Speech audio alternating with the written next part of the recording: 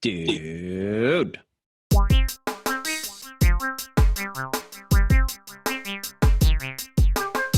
Hello, folks. Hey, guys. Welcome to the Living NLP podcast. I'm Nicholas Rave. Here we are, Morgan Bennett. Glad to see y'all. We're happy to be here talking to each other, talking about stuff we love. The stated intention of this podcast is to help people get NLP out of their heads and into the world. And we break this podcast up, if you haven't been here before, into three sections. One where we talk, each of us share an anecdote about some way that we used NLP with our clients or in our own life, most often in the last week. Then we each share a quote from something that we're studying or something that we love that's NLP relevant. And then we answer questions at the end. So that's it. You accomplished something quite profound this last week, and I thought it was worth at least taking a second to acknowledge that. Well, thank you. That's kind of you. So 3 years ago, I made a joke. I guess it's currently Lent right now still. 3 years ago on Mardi Gras, which is the night before Lent, where everybody rages. I love it. Like everybody rages before the night. Everybody gives up everything. Mm-hmm. And on Mardi Gras, I made a joke with a client. I said, you know what I'm going to do? Every day of Lent, I'm going to write an article critiquing some aspect of Judeo-Christian religion and mythology. And after a few days, I was like, oh, God. And they'd all just sort of spread out all these thoughts that I've had in my head. I was like, oh, God, this is happening. And it basically for 6 weeks, because Lent is actually 6 weeks, because they don't count Sundays. Learn that the fun way. So it's interesting. Yeah, they don't count Sundays in Lent because you're supposed to be able to drink the wine and eat whatever or something like that. So it takes 6 weeks for Lent, for the 40 days of Lent to happen. Each one of those days, I actually wrote. Oh no. Oops. Sorry, I was trying to log in, but I couldn't mute the sound. Go for it. I was like, wait, am I hearing myself? So I wrote an article every day for 40 days of Lent, and they were not short. And that in itself. How many words did it end up being in total? 120,000, something like that. Yeah, minus some Bible quotes. But so just having written it was its own like, oh my God, I can't believe I did that in 6 weeks. It was because it literally took over my life. I'd wake up and it'd be the first thing I would think, all these thoughts are coming, and I had like multiple projects I was writing. It's all just, oh, this thought, that thought, and just slapping things together and then having to edit. So I did that. And then over the last few years, because it takes, about a weekend for me to set it up, film the thing, do it a couple times, edit it, find the pictures, do all that stuff. It takes time.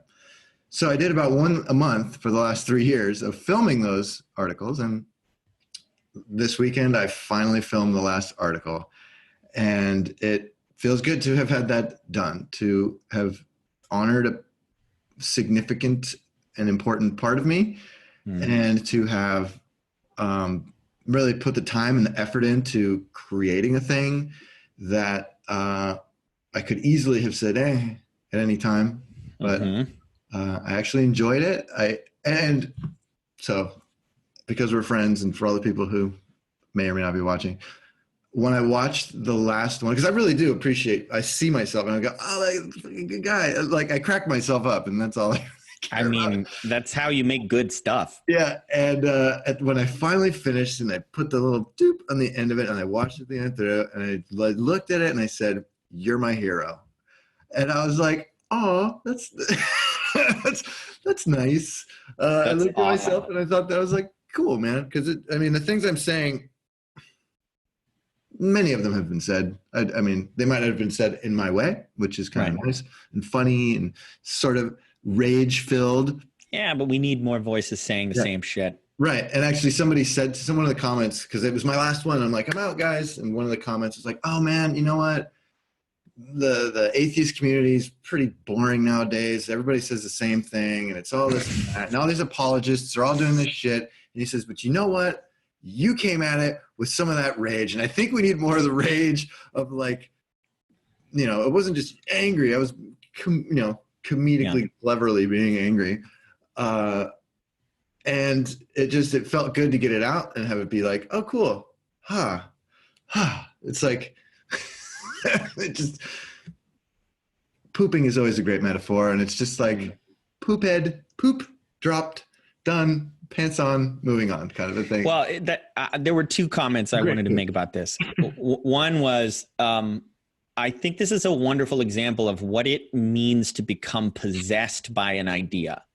That following your bliss, Joseph Campbell style, which is something you and I talk about with all of our clients, is so much about becoming inspired by something that feels like it's virtually out of your control, where you're like, of course it is within my control, but in that Lent experience, like when you said it took over your life, there's something about finding that thing and then going, like, if you're listening to this and this is not your cup of tea to criticize religion, then what is?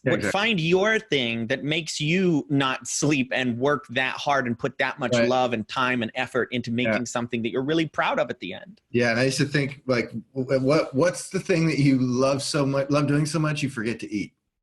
Not a good thing, but like where you're like, huh? Yeah, like, you're in the flow. Yeah. So yeah. So the second thing I was going to say was just, as you released this last video and I watched it and loved it, I was thinking about my own feelings about religion. And I was trying to figure out, like, you and I have very similar views in a lot of ways. I feel like I come at it from a slightly different perspective. I mean, a radically different perspective because my background is so much different than yours. I think we arrive at very similar places. And when I thought about, like, why am I, is it safe to say that I'm anti-religion?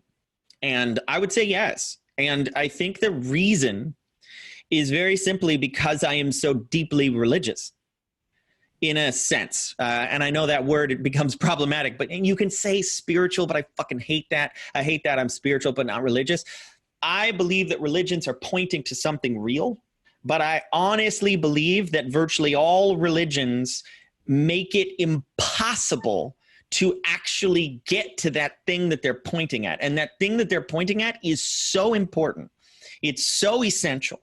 When people say, like, the dissolving of religion in our culture is going to lead to the end of the world, I kind of agree with that to a certain extent. But I think the problem is that none of the religions are actually satisfying the thing, their purpose or function, which is to make people aware of the transcendent and the eternal and purpose and meaning.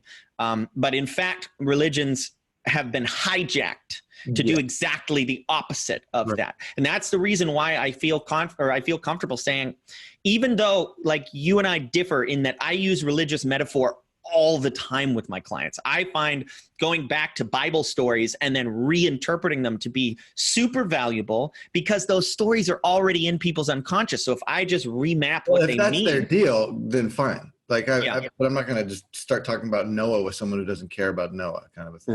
Right. Well, I mean, I look at it as just a body of metaphors that you can interpret to mean whatever the fuck you want. Right. And I took that body of metaphors and I laid it out on a table and I flayed it and I stuck each piece on a wall and I said, look at it. Yeah. I found it to be incredibly valuable as someone who is formerly very religious, dogmatically religious. I found it incredibly valuable to listen to your videos and go, oh, yeah, that is psychopathic. Wow. So that's kind of, that was the theme of my last video, was that the God of the Bible is evil. Like, if you look at it, if you really look at it and you go, oh, if you look at any three of the things, of the 30 things I listed in all my videos, like, oh yeah, that's pretty evil. That sounds like something a bad guy would do. Yeah. Well, we've lost a significant percentage of people who are listening to this podcast at this point, but that's First good. Of all, who started it? Adrian knows all about this. Right. Carly doesn't care. If you can't handle this criticism. Well, but it's about belief systems, right? And to be clear, I don't push my atheism or anti-theism on my clients. Right. I don't say, oh, cool, you want to work with me? You got any Jesus in you? Because we got to get rid of that shit. Yeah. I'll go, if it's there, I'll use it. Yeah. You know, I mean, you're already talking to a guy in your head. Yeah. I mean, I help people go to their past lives. I don't believe that those exist. Yeah. I don't need to believe that Jesus exists for somebody to aspire to something that they think is good. I'll use what's there, But if so much of when people are like, I'm not worthy of success or love. Right. Where does it lead to? There's Catholicism, usually bing, bing, bing, bing, or Judaism, ding, ding, ding. It's like, oh, wow, look at those two things that are usually like down there duking it out for who's the worst thing that happened to people when they were kids. I mean, it's brainwashing. It's brainwashing. It's total. They push that on kids. And that's basically, I said that in one of the things in my videos. It's like, dude, if you're an adult and you want to believe this stuff, go for it. I don't care. But the fact is, keep it out of the government and off your kids' bodies. But you didn't have a choice. When you were a kid, you didn't have a choice. Now I'd just like to offer you the choice to go, hey, maybe you don't have to be this or that. It's funny. There was a Orthodox Jewish kid next to where I have my garden, and I see him on the street sometimes. And, we were talking, and he asked me if I was Jewish, and I was like, well, not enough for you. He goes, what do you mean? I go, well, my dad's Jewish, my mom's not Jewish. And he goes, oh yeah. And I'm like, oh yeah, exactly, right? I'm not good enough for you guys. And he goes, that, and I go, but it's cool because there's more to life than being a Jew. And he goes, what? And I go, well, yeah, I mean, there's other things out there, but I appreciate you never had a choice. And he goes, what? And his eyes started fluttering and like shit was like, and he just went, okay. And off he went with his curls and the whole thing. Yeah. But it's like, I just want people to have a choice. I don't think it's right to push that on kids. And so much of what we do is to help inner children have another choice, right? Go back to your past, look at all the things you have, all the ways you can be. That's essentially what I would like to see happen with this kind of stuff. The stipulation I always put in the mix is I believe that it is possible for people to interpret any of the religions in a way that is actually authentically empowering for that individual. I just think that there's a huge percentage of people who are not aware how their religious brainwashing is actually limiting them and is connected to the root of many of their issues. And it's something that if you're honest, when you start doing work with people and you start looking for the root cause of problems, you'll find that a lot of them end up here. And it is essentially, to lead to my quote, if that's okay. Sure. Institutionalized hypnosis. Yeah. Brainwashery. And we'll just do the quote, man. Let's do it out of order here, because my anecdote, I wanted to come after your quote. So do your quote and I'll do my anecdote. So this is the thing I found. This is I'm kind of a weird dude who's into some weird shit. And this blew my mind. I was like, what? How have I not known this? So, especially in today's wackadoodle world of like, holy shit, what's going on with everything? There's George Orwell, always coming up, 1984, Orwellian nightmare. Yeah. And Brave New World, Aldous Huxley, futuristic, nightmare. And it turns out that George Orwell sent a copy of 1984 to Aldous Huxley. And after some time, Aldous Huxley wrote George Orwell a letter back about the two of those books, these future dystopian books. And Aldous Huxley's response, it's only one page, was about 80% about hypnosis. It was so I'm going to just kind of chop out little lines here because I don't want to read the whole letter. I have had an occasion recently to look into the history of animal magnetism and hypnotism and have been greatly struck by the way in which, for 150 years, the world has refused to take serious cognizance of the discoveries of Mesmer, Braid, Esdale, and the rest. They still are. Right? And that's why we're here screaming into the void. Another lucky accident was Freud's inability to hypnotize successfully and his consequent disparagement of hypnotism.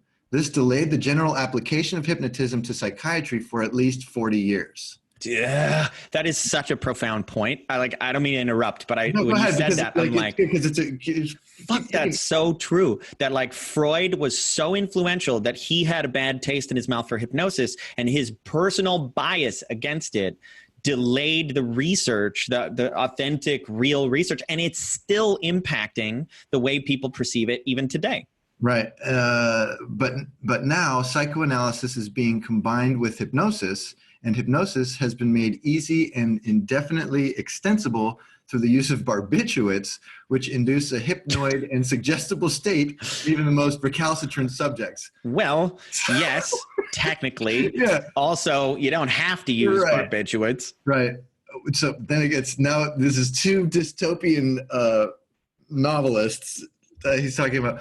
Within the next generation, I believe the world's rulers will discover that infant conditioning and narco-hypnosis are more efficient as instruments of government than clubs and prisons, and that the lust for power can be just as completely satisfied by suggesting people into loving their servitude as by flogging and kicking them into obedience. Okay, let's just let that sit.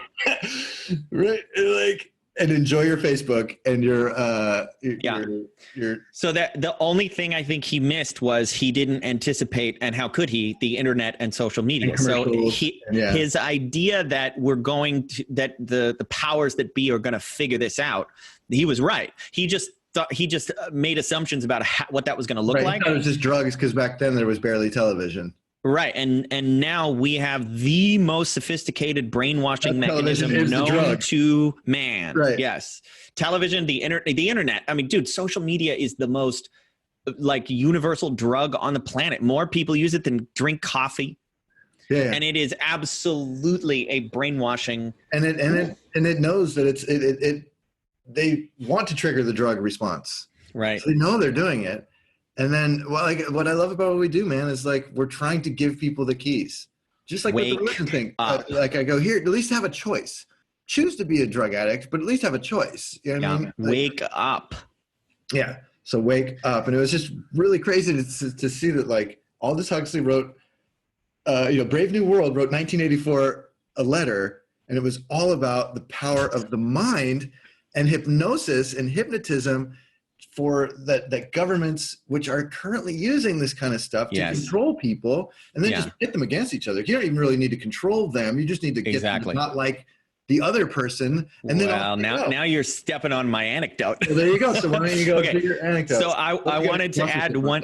I wanted to add one thing, that when you shared this with me, and it was about Huxley saying, "I've recently had the opportunity." Well, NLPs who are listening, hypnotists who are listening, how many of you have heard of this book, the Patterns of the Hypnotic Techniques of Milton H. Erickson, MD, Volume 1. There's a Volume 2. This is written by Bandler and Grinder. It's the definitive book modeling Erickson's hypnotic techniques and experiences and breaking them down with NLP modeling techniques. So freaking on page 58, it doesn't have chapter numbers, but there is a chapter in this book called A Special Inquiry with Aldous Huxley into the Nature and Character of Various States of Consciousness. So Milton Erickson was the one, Milton freaking Erickson was the one that Aldous Huxley had the opportunity to study this and get exposed to what hypnosis is really capable of. So reading that chapter will add to this story. Nice. Yeah, man. Well, yeah, and I just like, the lust for power can be just as completely satisfied by suggesting people into loving their servitude as by flogging and kicking them into obedience. And that's true for politics and religion and all that stuff. So that's why I love what we do, because we are saying, wake up. We're saying, no, here, do this. Hang on a second. Let's clean the screen. Here's the key to the machine. No, you go. So everybody is being brainwashed, and very few people even know it, and even fewer people know the extent to which that it is happening. But it is possible to wake up to it and then to start to sense and feel and notice why and how you're being brainwashed. Public, like marketing, public relations, all that stuff is like, they know how to say words that in ways that make you, they're doing, people are studying this to manipulate the people. So let's use this for ourselves. Let's spread the word. And so, because we can use this stuff. I mean, this is basically what people use to create cults. It's the same stuff that we use to help people create lives that they love. So build your own cult. Yeah. Okay. So that being said, My anecdote just happened this morning. So I had a different one, but then this happened and I was like, oh, I got to share it. So I got to keep this somewhat anonymous. I'll have to change a few of the facts. I've been working with a couple for a while, over a year, and they've been making lots of progress, and they've had a number of issues that they needed to overcome, and they've been working on their communication and getting more intimate. But there's been this closet that I've described in their relationship that's like bursting. It's like a cartoon where it's like shaking. It's so full of stuff, and they're just like, don't talk about it. Don't look at it. Are these people married? Not yet. No, I mean, they may or may not, but they're just dating at this point, but they live together. Mm-hmm. So the Pandora's box that they have avoided they basically said every time they've ever tried to talk about this, it has blown up in their face, is that one of them is a Republican and one of them is a Democrat. Oh, and nice. And it finally came to a head this last week where we started digging into a conflict, and I'm like, listen, man, at some point you're going to have to acknowledge that this issue is under the surface. And so I feel like, so first of all, I didn't resolve the whole issue. I just basically got them to the place where they could acknowledge that it's a thing they need to work on. Getting the elephant and the jackass out of the closet and into the room somewhere where they can be like, dude, it is the tension that you can feel, the emotional tension, because so the basic premise that I laid out was you're both being brainwashed.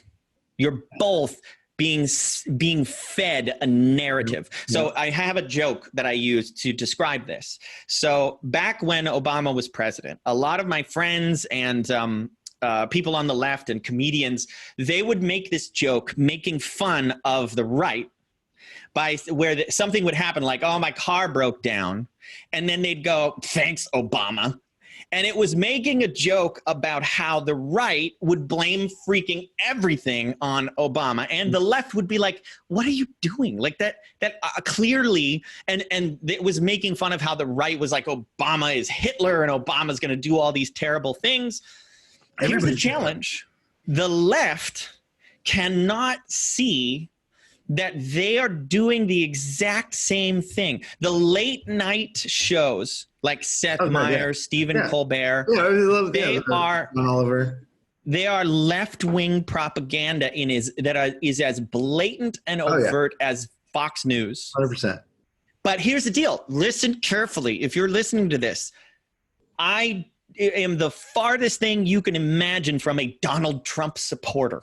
Okay? Donald Trump is a con artist of the ultimate magnitude, and I don't think he's an idiot, but I think he's dangerous and selfish and narcissistic, borderline sociopathic. So I'm not in support of him. The perfect president for America. So I'm not remotely in support of him. And what I'm saying is the narrative, if you are like, oh my God, I like to say it this way. When you are pissed off about Trump, he's winning. If you're pissed off about Trump, he is the happiest that he can be, because of all the human beings that have ever lived, he understands that there's no such thing as bad publicity. And if he's got you upset, if he's under his skin, he's renting space in your head, and he's got control. Oh, man. Yeah, I know there's people at my work who like, he's got them nailed, and it's understandable that it's upsetting, but also you can stop being upset. Like, right. Draw a line. Take your life back. There's a really good book called The Subtle Art of Not Giving a Fuck by Mark Manson. And the spoilers, the premise of the book is that you have a finite number of fucks to give on any given day.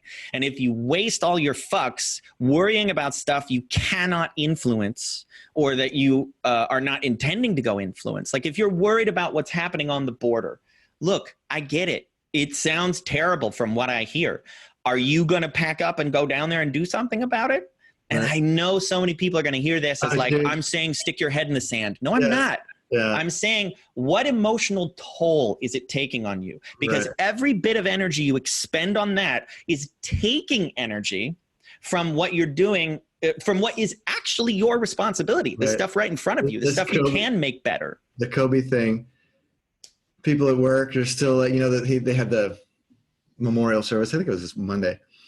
Memorial service, and the thing. And then my friend's like, "Oh, did you watch the thing?" It's like, "Nah, no, I don't have time for it." I'm sure it was really sad and poignant, whatever. He's like, "Yeah, man.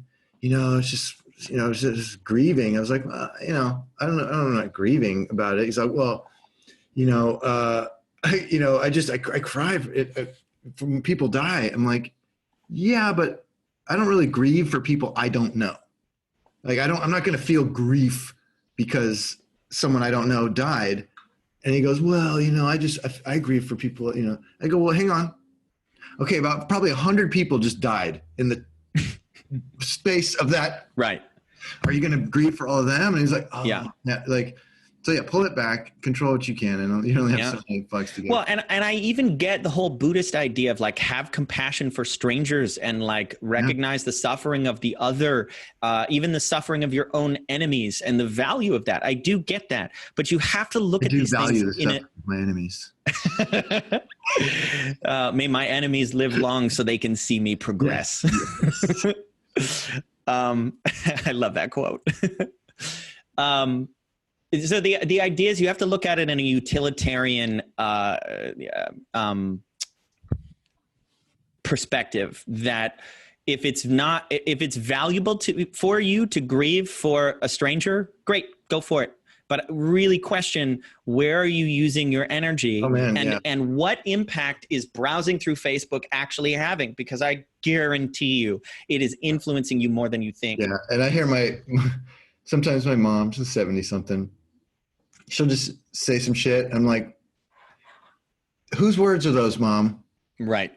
Those are not your words. I hear you saying Rachel Maddow's words to me, and I don't want to hear them. I want to hear your words that you think that are based on your thoughts. Not, I heard this last night, and now I'm mad about it today. And tonight I'll be mad about something else before I go to bed, and I'll tell you about it tomorrow. So the game with the couple was just to open the door to say, both of you are going to need to open your eyes and your mind to the idea that the world you think you're living in is not the world you're actually living in, and that you are being fed a narrative, both of them. Interestingly, the Republican, which I won't tell you which one it was, the Republican, I get the strong sense that they are a lot more flexible in their willingness to come forward and go, oh, like I get what you're saying. And one of the keys, this is a tip and then I'll move on. One of the keys that I gave them is stop talking about Republicans and Democrats. Yeah. Say some Democrats, some Now you're into Robert Anton Wilson territory. Yeah. Where you're like, oh, sumbanol is what he called it. What is that? Sumbanol is a word that he wanted to have put into some but not all. Sumbanol. Oh, yeah. Okay. Sumbanol Democrats. Yeah. The value of this is that I was telling them, every time you say, well, Democrats, blah, blah, blah, blah, blah, you are talking about them. You're talking about your partner. And when you generalize like that, your unconscious is listening and going, well, if my partner thinks that and feels that way, no. This is how they divide and conquer. Well, now everybody's so far on the things now. It's crazy. Like, I've never been a Republican or a Democrat. Yeah. I've never been either one of those things. I've never, because it's like Bill Hicks, man. I believe the puppet on the right shares my beliefs. I believe the puppet on the left is more to my liking. Oh, wait a minute. The same guy's holding up both puppets. Yeah. And that's and it's not like I'm saying that politics doesn't matter or that justice doesn't matter. These things do. Middle ground. The loudest voices on both sides are the idiots, but there are people closer to the middle on both sides that are intelligent and are bringing up good points, and we need both sides. Right, but we need the right and we need the left. I don't think they're being, represented. There's Trump, who's way over here, and there's whatever, Sanders or whatever, who's over here. And it's like, I don't want anything to do with either one of these people. And somewhere, and there's funny, like, I see Democrats being sort of pushed away from the edges, and I see Republicans being like, I'm conservative-ish, but I can't really support Trump. And somehow I think the rest of us need to come and meet in the middle, as if to. Yeah. So what I was saying is, I feel like working with this couple, I have the opportunity to do a parts integration with the whole country and be like, okay, can I resolve this kind of come on, Nicholas, death grip? Fix the fucking country right now, dude. It's up to you. I'm working on it. Yeah. So on my dating apps that I'm on, there's like liberal, moderate, conservative, right? Mm-hmm. Moderate. That's what I am. Moderate. I'm in the middle. I'm not this, I'm not that. I'm in the middle. They've got something good to say. They've got something good to say. I'm in the middle where I can moderate between these two extremes. And when so many people are like liberal, I'm like, yeah, or like conservative, or whatever. It's like, yeah, I always make it a point to say, hey, you're also moderate. That's fucking cool, because most people that I know or that I hear about aren't anymore. And I feel like when I look at my views, I have some views that are more liberal than the most liberal, and I have some views that are more conservative than the most conservative, and I see the value in both sides. I think the most damaging thing that we're talking about here is just this hyper politicized. I don't know how to say it. Echo chamber. Everything is so political. People are thinking about it all the time. I don't think it's healthy. No, it's not. And it's all bullshit. We're wasting so much energy, and it's that's the people who have hypnotized society. And exactly. They're the ones who are like, sweet, thanks, Aldous. Exactly. Keep focusing on shit that you cannot affect or influence or change, because when you do that, you are cattle. You are spiritually, emotionally, psychologically castrated, and you do not have the ability to affect any change. They want to keep people scared and angry and afraid. They've been doing that since the Rome days, right? So chill out. Yeah. If you're on the right or you're on the left, guess what? The world is not as bad as you think. It's not. Chill out. Read Steven Pinker. You should do that like high school party game with those guys and put the jackass and the elephant in the fucking closet again and tell them they got to make out for like 5 minutes and then see what happens. That's a good one. I may use that. What was that game called? Like 5 minutes in the closet or whatever it was? 7 minutes in heaven. Yeah, there you go. So off they go, right? Yeah. All right. Well, I'm envisioning an elephant and a donkey. Yeah, I think they could. A lot of good stuff that can happen there. Yeah, I'm imagining the thing born would be like, yeah, like kill me. The moderation doesn't work. Yeah, but I'm big. Fuck red, fuck blue. I'm purple. Yeah. So, my anecdote? Yeah, and then I'll do my quote. So this anecdote, it was something from my personal training business this week, but it's something that's happened in my personal training business many weeks, and it's something that's happened in my coaching business many times. Particularly this, I'll say it's in reference to the personal training thing and a physical thing, but it's also very applicable to the mental stuff. Is this person had come to me from a doctor, and they'd had chronic pain for a long time. And they were a little bit better, so they were able to come see me. And I was helping them make a lot of connections internally and do certain exercises correctly. And I always tell them I'm also a hypnotherapist, and I'm all about mindset. So this isn't just about your body. And, I help him do a thing. He comes back the next week. How you doing? Well, it's not whatever. And I'm like, oh, okay. You sure? So next week I show him more stuff. Next time he comes in, how you doing? Well, I don't know. And so I've had to stop him and say, because I understand that when people have been in chronic pain, they don't see anything but the pain. And they're afraid to notice or say when something is good. Like we will do a bunch of stretches, and I have him get up and I go, how is it? He goes, I go, well, is it better than before? Yes. Well, then tell me, right? More importantly, tell you that is officially one modicum better than it was before, right? That it's good. It's better than you're not healed, right? That's the thing. They said, well, if I'm either in chronic pain or I'm free from pain, And if it's not either one of those, then it's a failure. And I'm afraid to even look at it and touch it or talk to it because I've been so disappointed by all these things in the past. And I've gone up and back and up and back and up and back. And it was getting this person to realize, and I see this so many times with people who say things like, well, it's a little better, or I'll sort of try, or little safety words that sort of leave them the room to fail and go back down to the thing. And it was a matter of actually committing and owning that something is a little better officially. Mm-hmm. Like, I feel better because of this. And like, just in this moment, it went from A to B, and B is better than A. Mm-hmm. I feel good about that.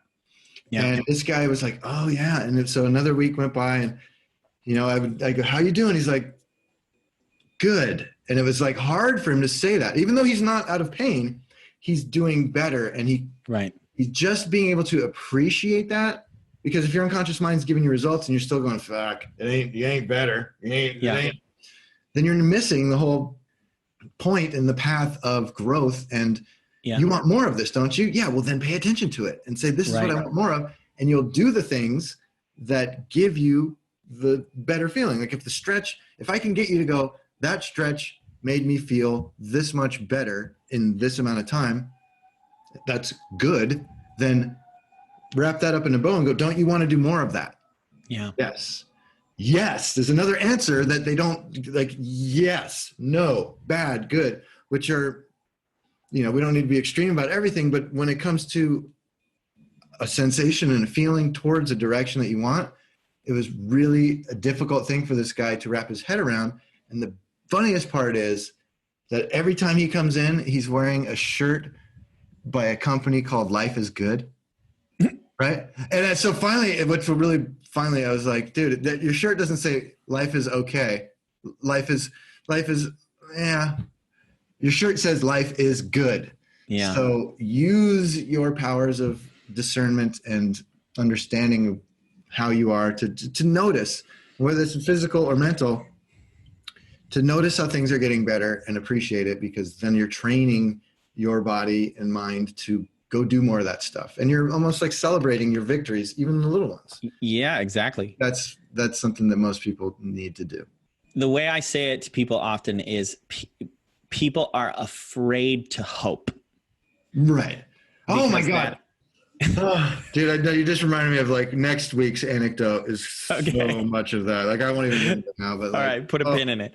So people are so afraid to have their hopes to be disappointed that they tend to hedge their bets and focus on what isn't working.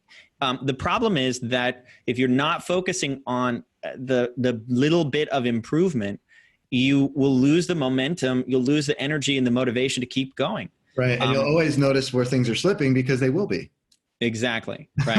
and what you focus on expands. So this is an interesting thing to say in contrast to the thing we said last week about spiritual bypass and the idea that everything is beautiful and perfect all the time, which is also problematic. There's a sweet spot in here where you have to be able to let the good that you're doing weigh something. It has to matter. Right. And that's what keeps That's the thing. It wasn't like, I didn't say it's all good and you're cured. No, there's still some pain, but is it better? Exactly. Yes. That's like just getting a definitive, yes, this helped. Yes, I'm getting better a little bit. That's what was the real like arm twist. And it was this kind of enlightening thing for him to go, oh my God, that's right. Non-committal, right? I'm just not going to commit to progress. Yeah. I'm just going to say, yeah, maybe, I don't know, kind of, sort of, so. Yeah, good one. If it's better, say it's better. And particularly with other people, maybe with your little hybrid monster you're creating with the America, is for them to actually be able to say when something's good. Hey, you know what? That's good about that. I can appreciate. You know? So, all right, what you got for me there? All right, so I have a quote from one of the classics, Frogs into Princes. Technically, the first NLP book ever written. It's the first book to use the letters and talk about that acronym. Structure of Magic, Volume 1 and 2, and maybe Patterns were both written before this, but they hadn't labeled this whole thing as NLP yet. Did not know that. So Frogs and the Princes, an amazing book. It's virtually a transcription of several live events that is kind of like, it's one of the best introductions to NLP out there. And it's written in 1983, I think, or something like that. 79. Okay, so they were telling this story about helping a woman with her allergies and her asthmatic reactions. And so they were telling a story about how she'd been to an allergist, and he'd done skin testing and said, I don't think she's actually allergic to pets, but she still has this reaction. So he suggested she go see a hypnotist. And they did and got amazing results. And so they were telling the story. And then a woman in the training raised her hand and said, how long does that kind of thing take ordinarily? And do you use hypnosis for that? So Richard Bandler says, everything is hypnosis. And then John Grinder says, there's a profound disagreement between us around this issue. There is no such thing as hypnosis. I love this play back and forth between Bandler saying everything is hypnosis and Grinder saying there's no such thing as hypnosis. So he says, I would really prefer that you don't use such terms since they don't refer to anything. See, we believe that all communication is hypnosis. That's the function of every conversation. Let's say I sit down for dinner with you and begin to communicate about some experience. If I tell you about some time when I took a vacation, my intent is to induce in you the state of having some experience about that vacation. Whenever anyone communicates, they're trying to induce states in one another by using sound sequences we call words. So you and I have talked about this before in previous... We had another podcast called what is it? Hypnosis isn't real and everything is hypnosis. Exactly. So this is such a profound point for people to get, that especially after we talk about the brainwashing stuff. Like, there isn't anything that isn't hypnosis. There's just good hypnosis and bad hypnosis. And I don't mean the result that it produces. I mean the effect. There's either effective hypnosis or ineffective hypnosis. Right. You're either influential in your communication or not. Well, you're influencing either way. Is it the way you want it to be or not? Yeah. Yeah. I suppose he's a car salesman is still influencing me to get the fuck out of there. But you know what I mean? Like, it's, yeah. So I totally agree that, and I have to frame, what's hypnosis? Usually you meet a new person or you're a potential client consult, and it's like, are you familiar with hypnosis at all? No, I don't know anything about it. Great, because it's not what you think. It's everything. And I always say everything's hypnosis. Advertising's hypnosis. Movies are hypnosis. Your own thoughts are hypnosis. And once you open that up, they can go, oh, okay. And then, once you frame it as whatever, then what are we? We're witch doctors, basically. It's one of the reasons why I think, first of all, that everyone should learn this. Like, it's so easy to say that because it's like you're already doing hypnosis. Well, and then you'll not very good at it. Church and state much better. Right. So once you start to see this stuff, you see it everywhere. It's like the same thing happens to magicians, like illusionists, people who do like tricks and things. The more you study that stuff, the more people who claim to have magical powers, like the power of levitation or mind reading or whatever, the more you study those types of tricks, the more you're like, oh, none of that stuff is actually real. The same thing with hypnosis. The more you study hypnosis, the more you're like, oh, everything makes sense. Like, I always use the example of somebody says to me, I believe in ghosts because I saw one. My response to that is, I'm sure you did. And if any other person, if you wanted to see one again right now, I could hypnotize you to absolutely have that experience. Have told me that they've had the Holy Spirit of Jesus Christ come on down and have a chit chat with them in their head, and like, cool. I have. Cool. Again, cool. Great. Mm-hmm. It doesn't mean it happened in the real world, right? See, I think about it as like, it's a worldview. There are worldviews that explain what is going on in this world better than others. And the reason why we even talk about hypnosis and not mesmerism, for instance, is because when push came to shove, hypnosis was a better explanation for what was happening. It more accurately reflects reality than the mesmer model. It keeps going. The further you go down this rabbit hole, the more you start to see everything is hypnosis. Mm-hmm. It's not a clever phrase. The Matrix is a documentary. Yeah.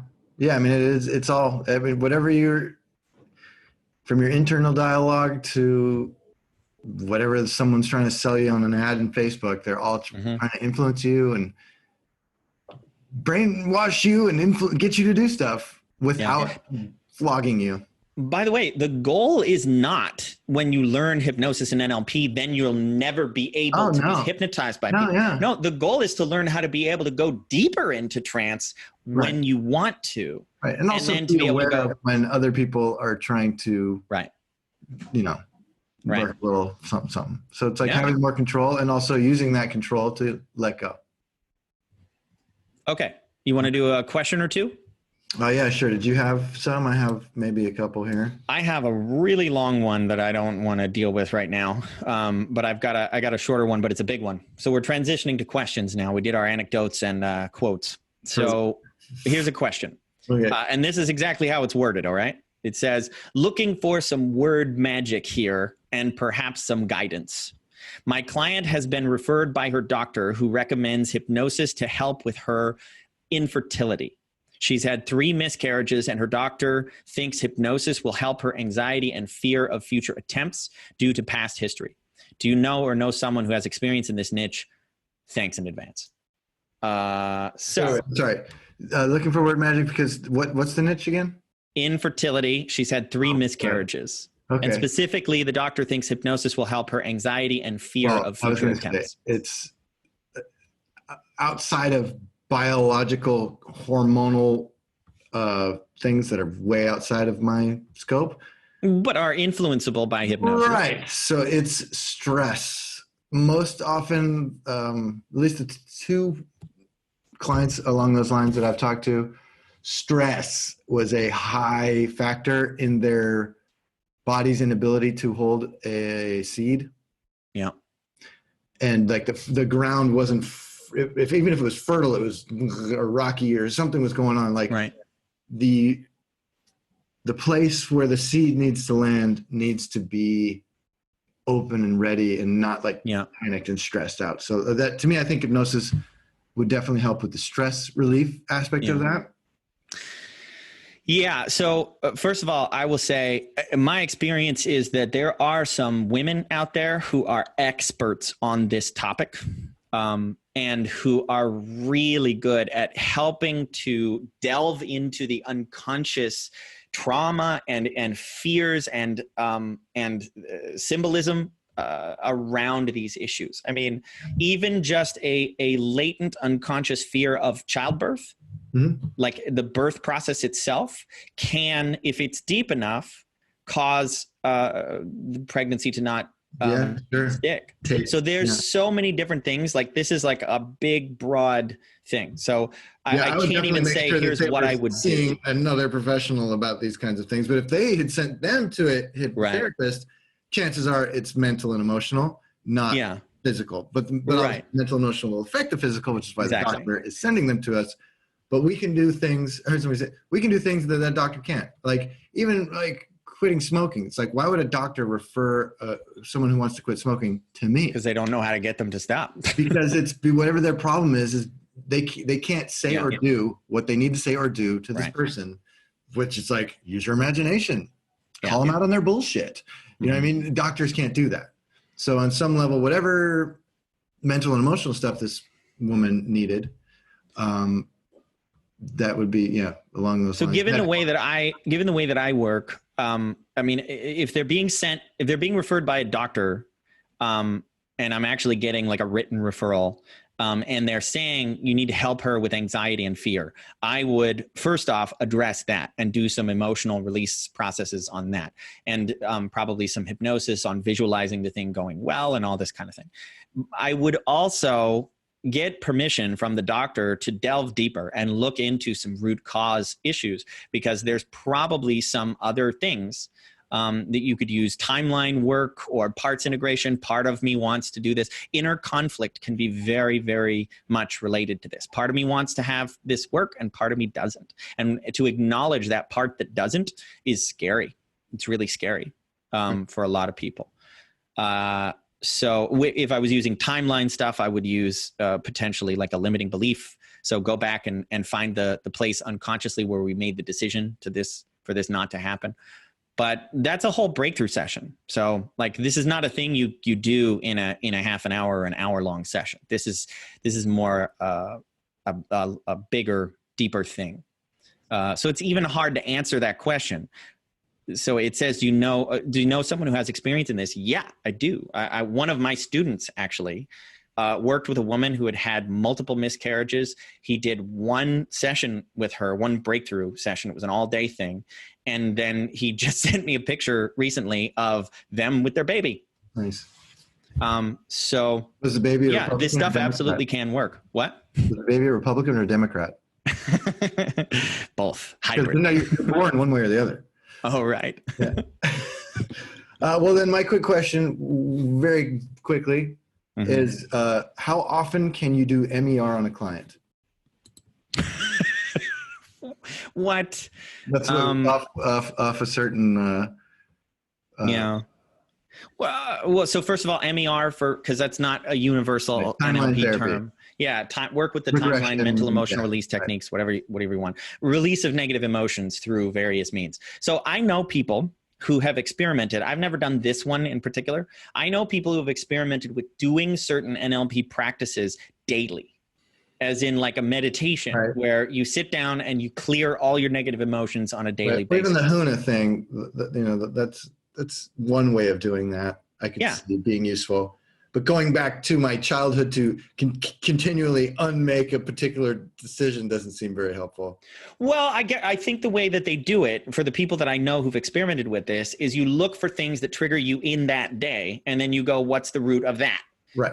And so you take something that came up, and then you trace it back, and you keep running this process and clearing things.